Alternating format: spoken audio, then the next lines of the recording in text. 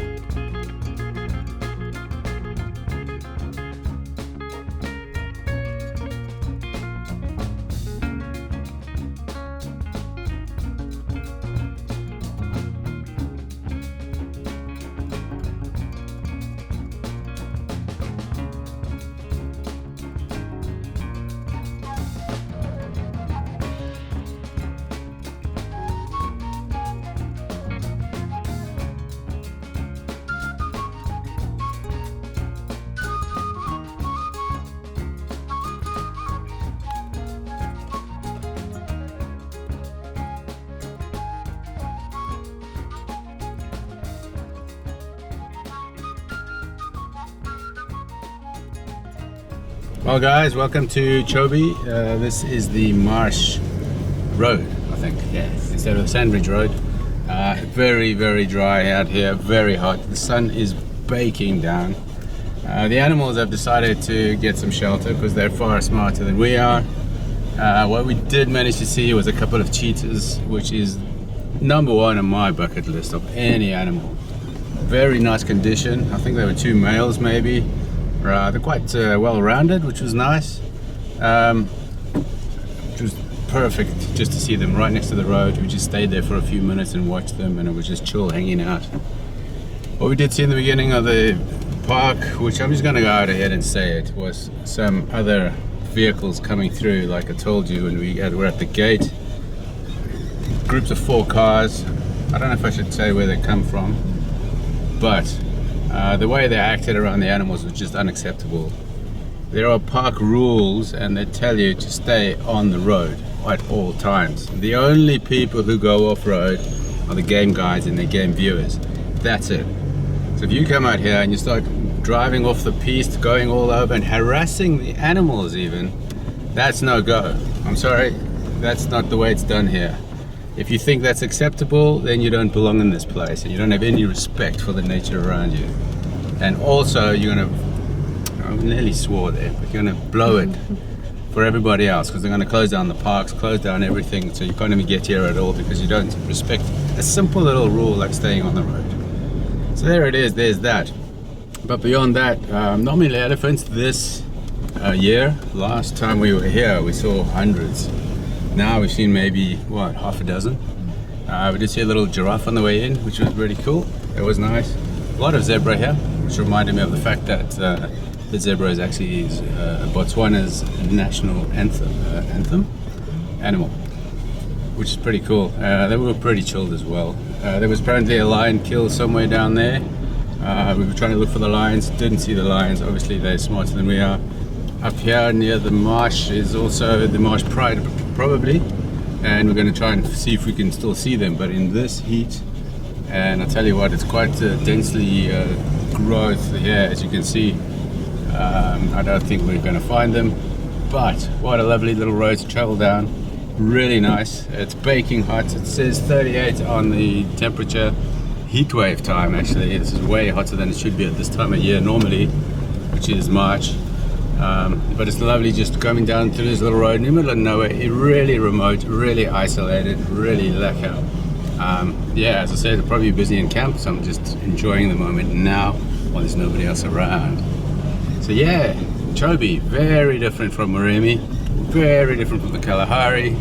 Yeah, so Botswana's got so much to offer, and we're not even at the top of our loop yet. So yeah, let's see what else we can find.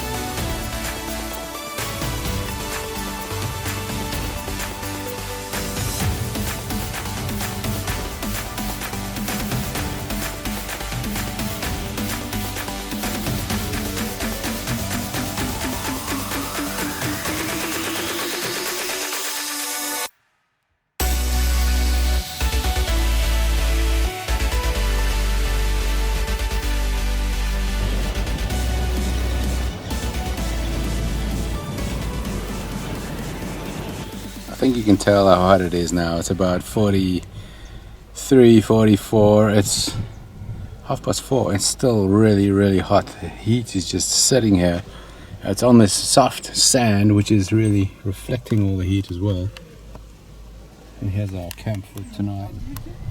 This is Savuti camp, CB4, which is right on the channel, which is supposed to have water in it. I don't know if it's had water in it ever, or at least for the last 10 years. It's been really dry. I don't know how stuff survives around here. Coming from Moremi, it was really nice and green. It was a very different vibe as well. It cooled down a bit at night as well. We had a thunder shower come through, and at night it was pitch black because it's a new moon now.